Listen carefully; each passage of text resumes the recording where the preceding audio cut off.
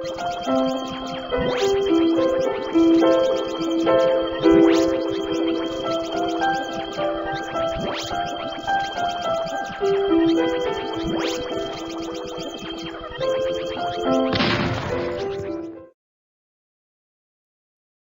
to the lesson on irrational numbers. At the end of this lesson, you will be able to define irrational numbers and represent irrational numbers on a number line. You must have guessed that these numbers are not rational numbers. Such numbers are called irrational numbers. To understand an irrational number, we'll recall the definition of rational numbers. Numbers that can be written in the form of p upon q, where p and q are both integers and q is not equal to 0, are called rational numbers. The collection of rational numbers is denoted with the letter q. Now, let's consider the numbers that are remaining. Can these numbers be expressed in the form of p upon q? No, none of these numbers can be written in the form of p upon q. Let's read out the formal definition of irrational numbers. Numbers which cannot be expressed in the form of p upon q, where p and q are integers and q is not equal to 0, are called irrational numbers. The collection of irrational numbers is denoted with q bar. Next, let's see where these numbers can be placed on the number line. We'll begin with the representation of square root 2 on the number line. The method that we are about to discuss was discovered by the Greeks. Let's see how they represented these numbers on the number line. Consider a right-angled triangle OAB.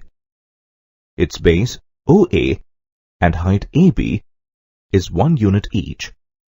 Here we need to find the hypotenuse OB. Recall the Pythagoras theorem that states, in a right-angled triangle, the square of the hypotenuse is equal to the sum of the squares of the other two sides. Applying this theorem to triangle OAB, we get this equation. On substituting the values of OA and AB, we get OB square is equal to 2. Therefore, OB is equal to the square root of 2. If we represent OB on the number line, it means we are representing the value of the square root of 2. The vertex O of the triangle must coincide with the 0 on the number line.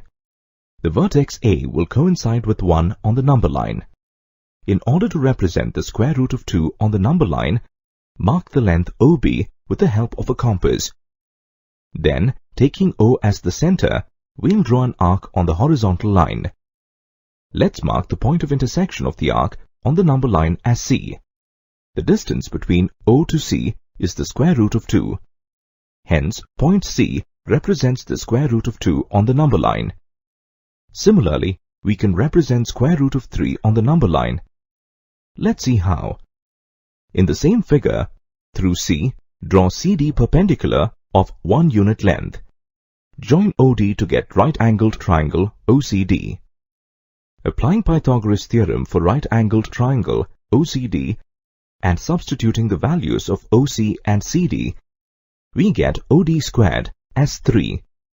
Therefore, OD is equal to the square root of 3. With O as the center, mark the length of OD with a compass and draw an arc on the horizontal line. Wherever the arc intersects the horizontal line, mark that point as E, and the distance from O to E is the square root of 3. You can now proceed to the solved problems section to apply your learning.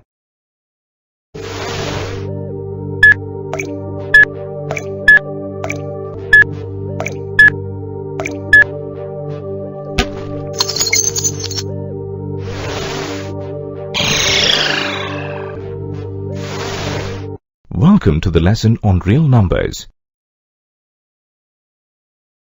At the end of this lesson, you will be able to define real numbers and explain their decimal expansion. You will also be able to express the decimal expansion of a rational number in the form of p divided by q and determine an irrational number between two rational numbers. You will also be able to visualize the representation of real numbers on the number line. We know that a rational number is a number that can be expressed as a ratio of two integers, p and q, where q is not equal to 0. The collection of rational numbers is represented by the capital letter Q. 15 divided by 8, 2 divided by 3, and 11 divided by 7 are some examples of rational numbers. But there are some numbers which cannot be expressed in the form of p divided by q, where p and q are integers and q is not equal to 0. These numbers are called irrational numbers. Here are a few examples of irrational numbers. You note that the square root of any prime number is irrational. There are infinitely many rational and irrational numbers. The collection of all rational numbers and irrational numbers together is called the collection of real numbers. It is represented by the capital letter R. A real number is either rational or irrational. Here are examples of real numbers. Let's review the examples of real numbers. Consider the rational numbers among the real numbers. Solve each of them as shown.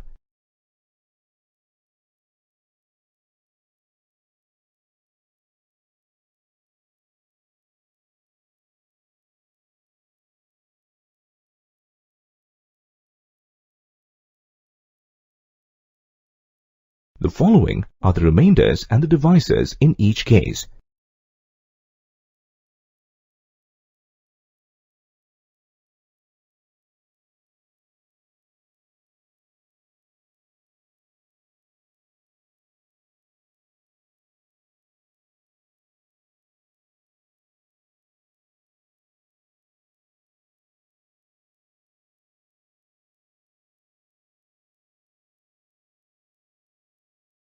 Let's observe the divisions carefully.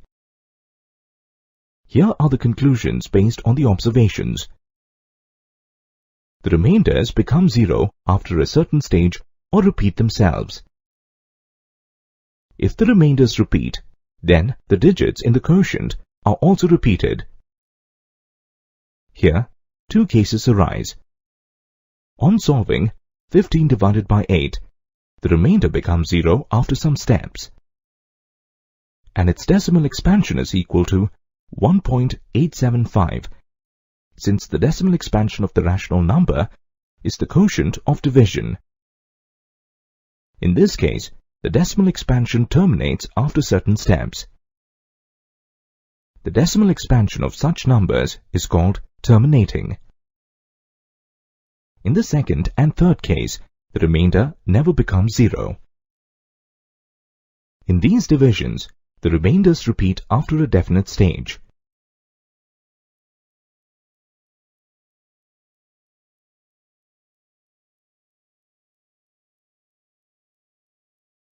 Here, these blocks of digits repeat in the quotient of the divisions.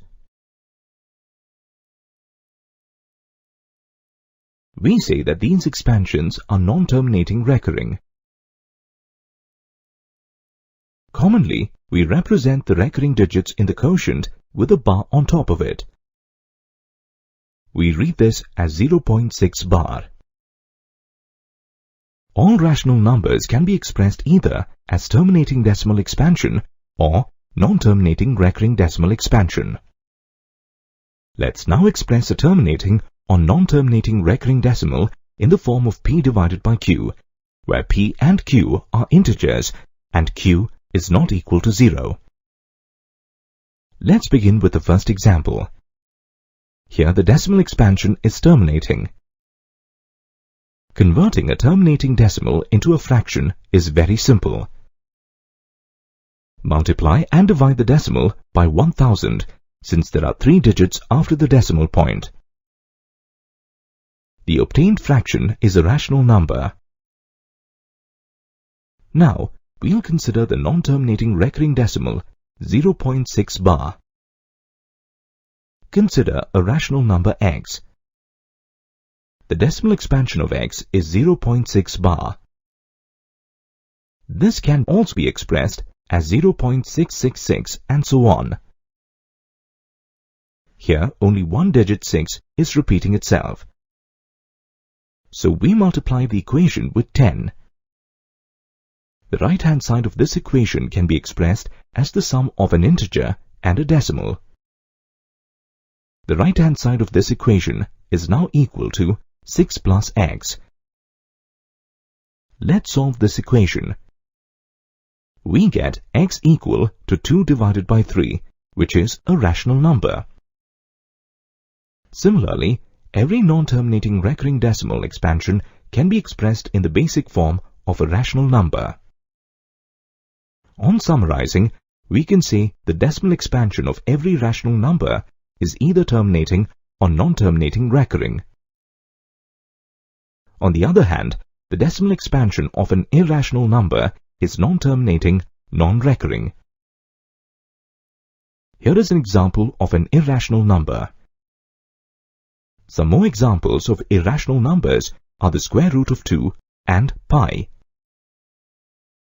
There are infinitely many rational and irrational numbers. Can you find an irrational number between two rational numbers? Let's try.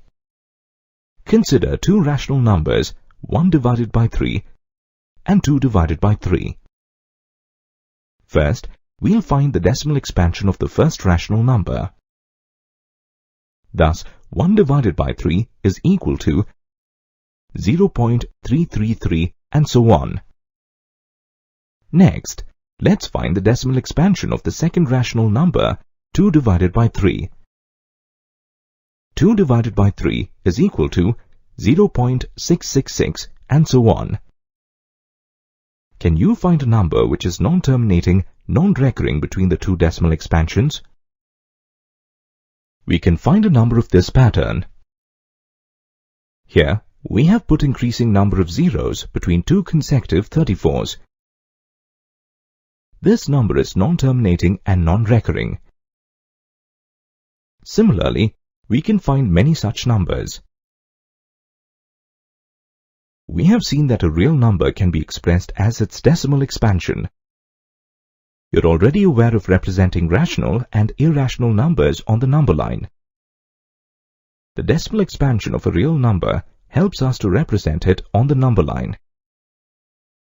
Let's represent 0.6 bar on the number line.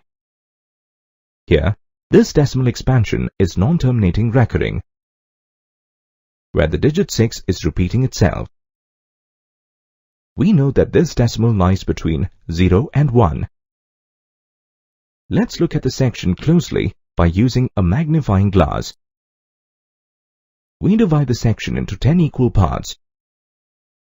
Now, we'll represent each part as shown. On observation, you can notice that this decimal expansion lies between 0.6 and 0.7. Let's again look at the section closely. We again divide the section into 10 equal parts and represent them as shown here. Now, you might locate this decimal expansion between 0.66 and 0.67. Again, focus this section on the number line. Let's divide the section into 10 equal parts again. Represent these parts as shown. Now the decimal expansion lies in this section of the number line. Let's magnify the section and observe closely.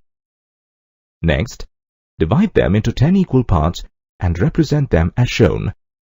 Now, you can locate the decimal expression in this section of the number line. If we keep on continuing this process, then the degree of accuracy will be more. This process of visualization of representing a decimal expansion on the number line is known as the process of successive magnification. Similarly, we can also visualize a non-terminating, non-recurring decimal expansion on the number line. Based on this visualization, we can conclude that every real number can be represented on a number line uniquely. Let's recap. The collection of real numbers is the collection of all rational numbers and irrational numbers together. It is represented by the capital letter R. A real number is either rational or irrational. A rational number can be expressed as its decimal expansion. In case of division, if remainder becomes 0 after a certain stage, then the decimal expansion is terminating. If the remainder never becomes 0 but repeats after a certain stage, then the decimal expansion is non-terminating recurring. The decimal expansion of a rational number is either terminating or non-terminating recurring. The decimal expansion of an irrational number is non-terminating non-recurring. There are infinitely many irrational numbers between two rational numbers. Every real number can be represented on a number line uniquely.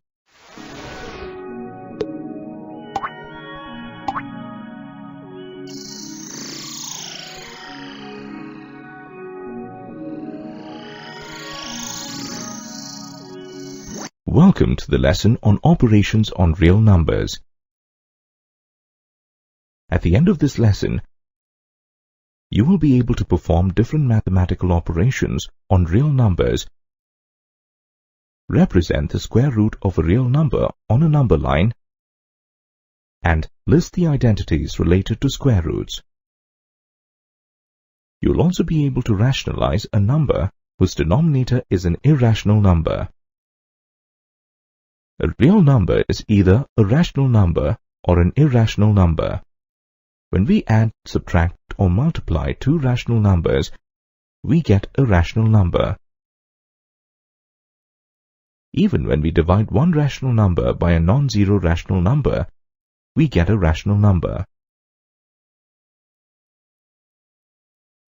This implies that rational numbers satisfy the closure property under these operations.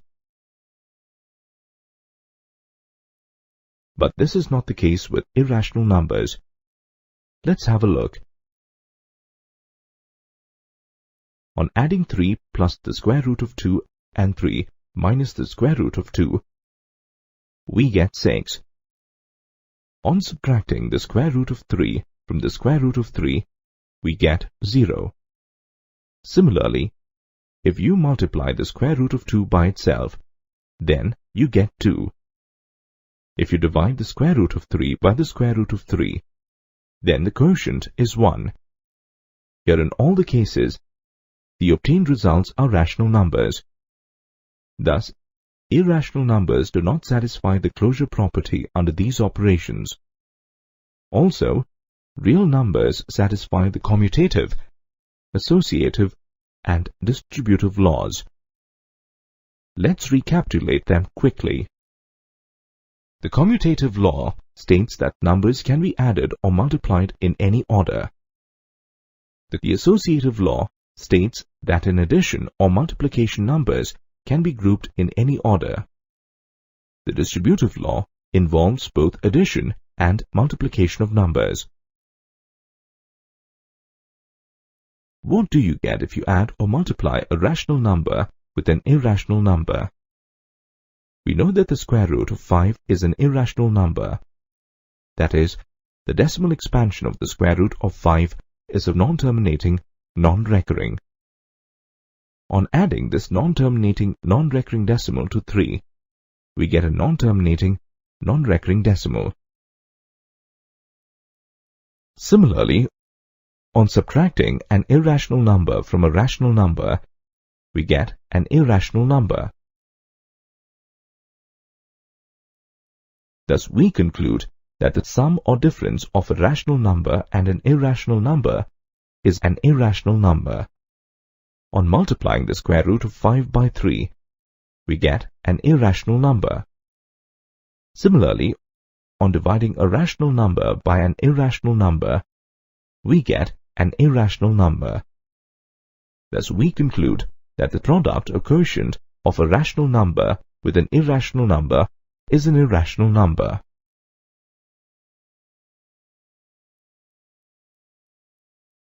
Can you represent the square root of a real number on a number line? First, let's consider the square root of 4. We know that the square root of 4 is 2. OA represents the square root of 4 on the number line.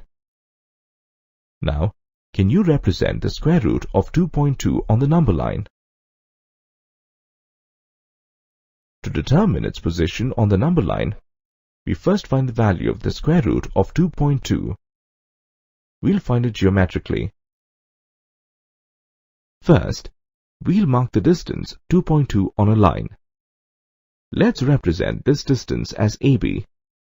Next, we mark a distance of 1 unit from B and represent the point as C. Let's represent the midpoint of AC as O. Now, we draw a semicircle with the center O and the radius equal to the measure of OA or OC with the help of a compass. We draw a line through B perpendicular to AC with the help of a protractor.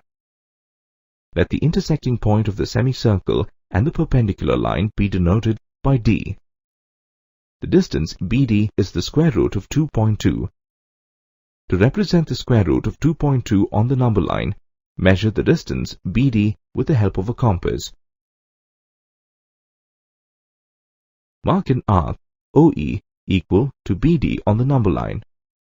Thus the distance OE represents the square root of 2.2 on the number line. Similarly, we can represent any positive real number, x, on the number line by finding its value geometrically.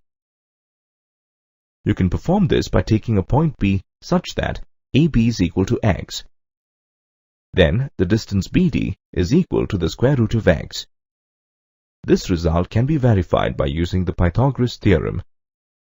Let's join the points O and D. Here the triangle OBD is a right angle triangle. Now OD is equal to OC, which are the radii of the circle. Since O is the midpoint of AC, OD is equal to AC divided by 2, which is equal to x plus 1 divided by 2.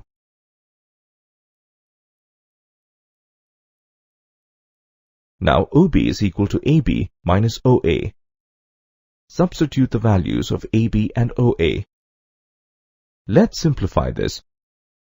Thus, OB is equal to x minus 1 divided by 2. Applying the Pythagoras theorem on triangle OBD, we have OD square is equal to BD square plus OB square. This can also be written as BD square is equal to OD square minus OB square.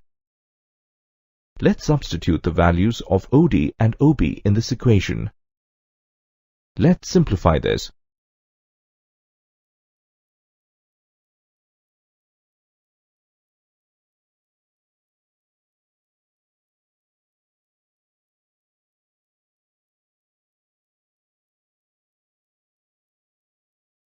Thus, BD is equal to the square root of x. Therefore, we can conclude that the square root of any positive real number exists.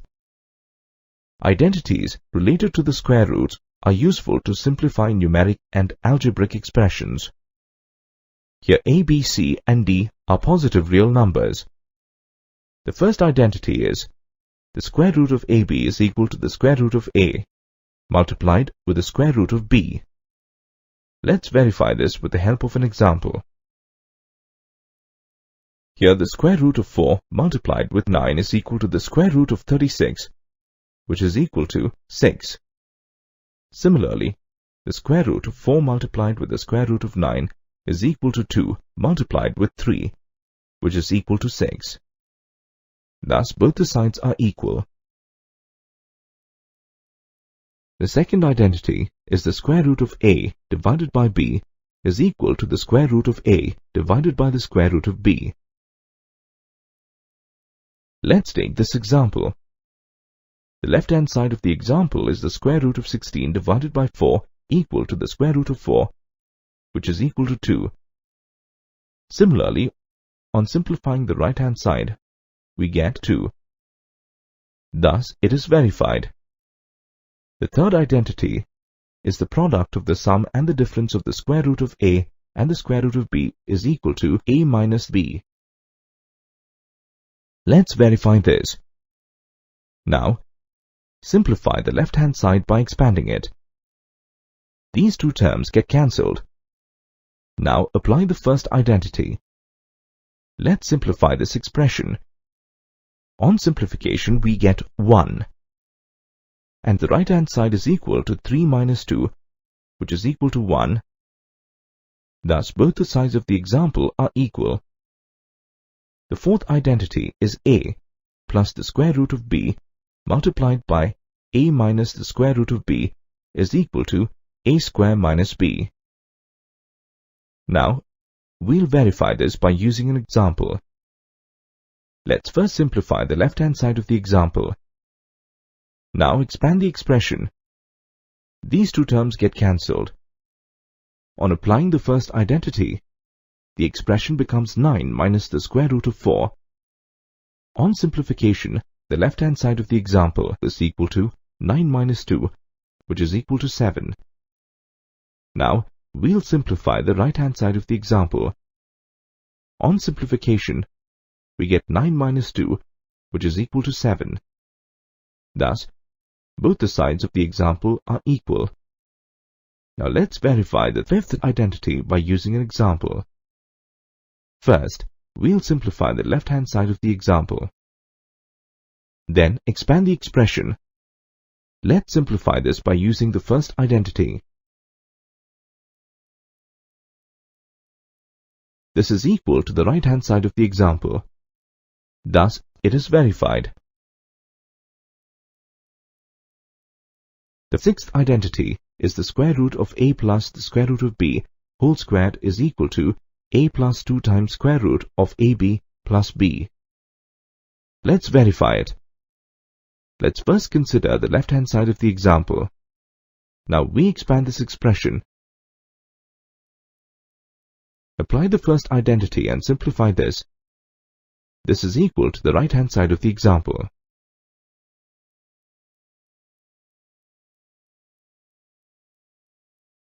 By now, you're aware if the decimal expansion of the square root of a number is non-terminating, non-recurring, then the square root is an irrational number. You can also represent them on a number line.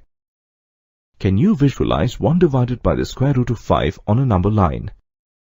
This can be represented on the number line if we can write it in its equivalent form with the denominator as a rational number.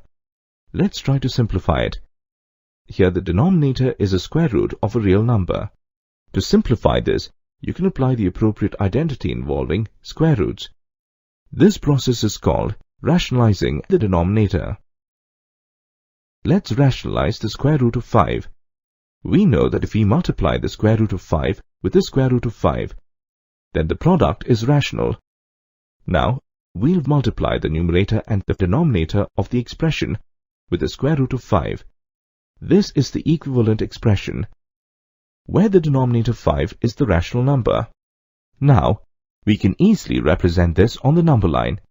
This lies between 0 and the square root of 5. Let's recap. The sum, difference, and the product of two rational numbers is always a rational number. The quotient of a division of one rational number by a non-zero rational number is a rational number.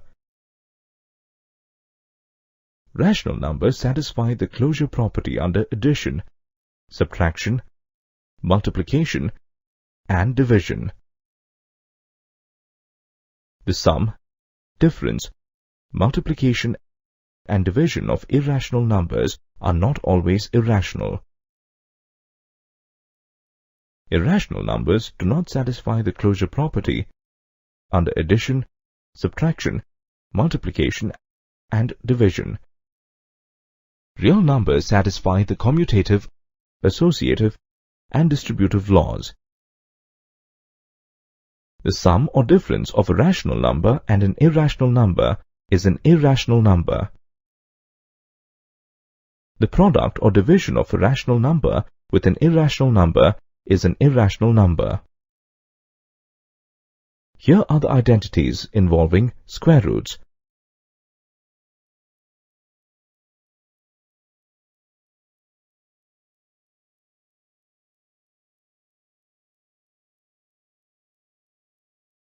The process of converting the denominator into a rational number is called rationalizing the denominator.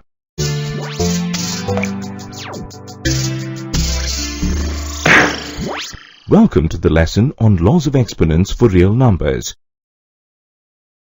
At the end of this lesson, you will be able to apply the laws of exponents to real numbers. The collection of rational numbers and irrational numbers together make up the collection of real numbers, which is denoted by R. We know that mathematical operations such as addition, subtraction, multiplication, and division can be applied to the collection of real numbers. Can we apply the laws of exponents to real numbers?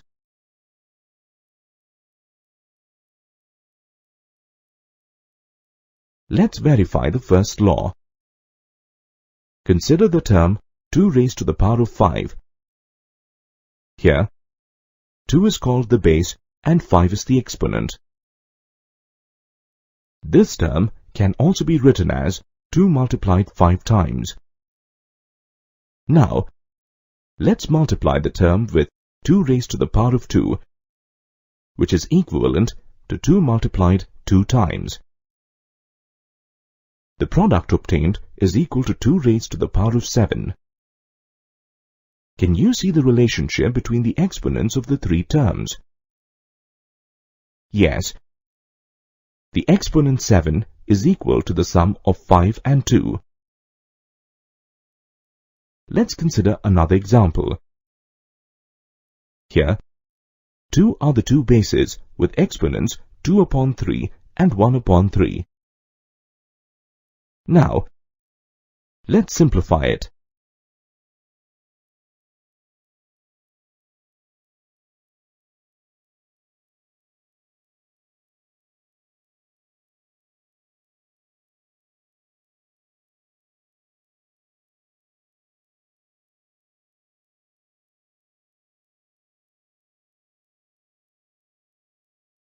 Based on these examples, we can generalize the first law of exponents. This law states that when multiplying two numbers that have the same base, you can add the exponents. Here A is real positive number. M and N are rational numbers.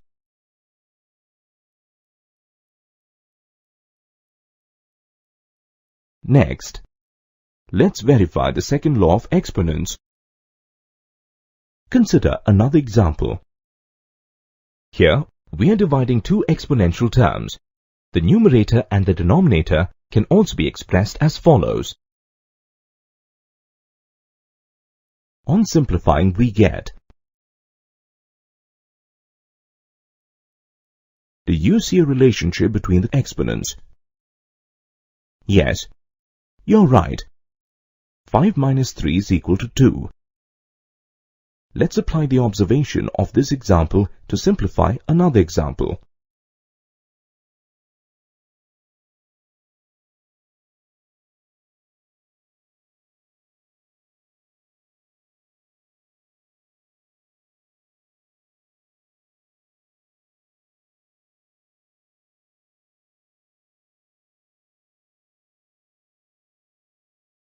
Based on these examples, we can generalize the second law of exponents. The second law states that we can divide two numbers with the same base by subtracting the exponents. Here A is a real positive number. M and N are rational numbers. Consider another example. This can be written as follows. On simplifying, we get the result as 1. Now, let's verify this example again by applying the second law of exponents.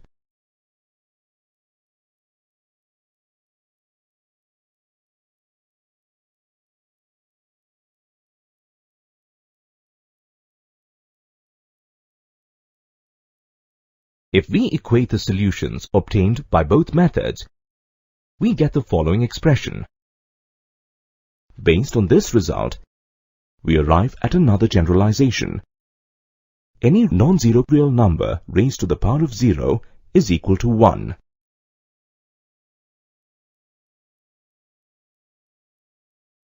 Let's move on to verify the third law of exponent. Consider the next example. Here we have two terms, 2 raised to the power of 5 upon 2, the whole raised to 2, and 2 raised to the power of 5. Can you see a relationship between the exponents of these two terms? Let's examine the first term. Applying the first law of exponents, we can express this term as follows.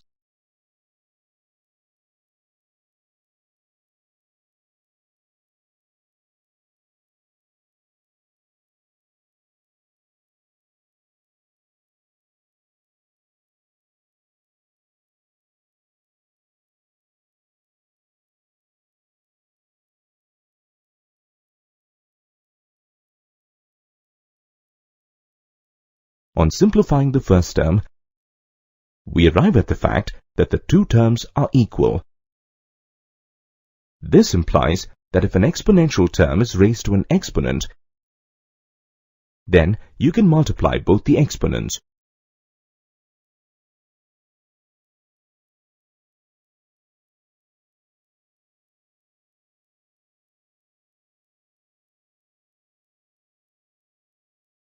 Based on this example, we can generalize the third law, which states that to raise a power to a power, just multiply the exponents. Here a is a real positive number. M and n are rational numbers.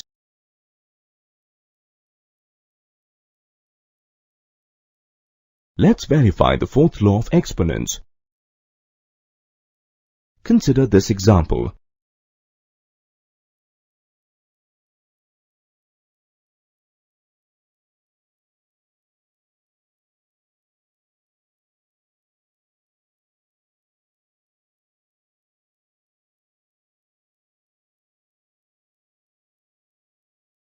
Let's consider another example. The exponent 2 upon 3 is common. Hence, we can multiply the bases. The answer is 15 raised to 2 upon 3.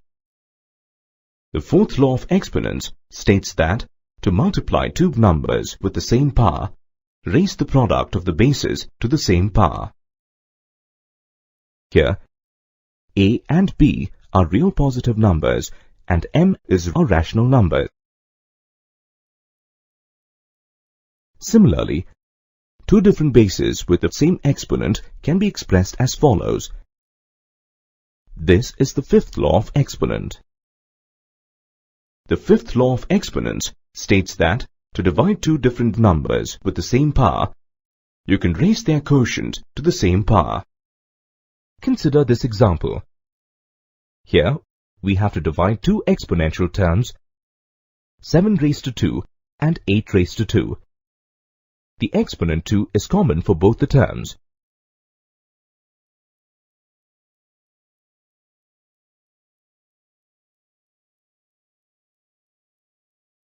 Therefore, this can be expressed as 7 upon 8 raised to 2. So far, we have seen examples where the exponents were all positive rational numbers. Can the exponent be a negative rational number? To verify this, let's consider an example. Applying the second law of exponents, this expression can be written as follows. The answer is 7 raised to minus 3. This can also be simplified as follows.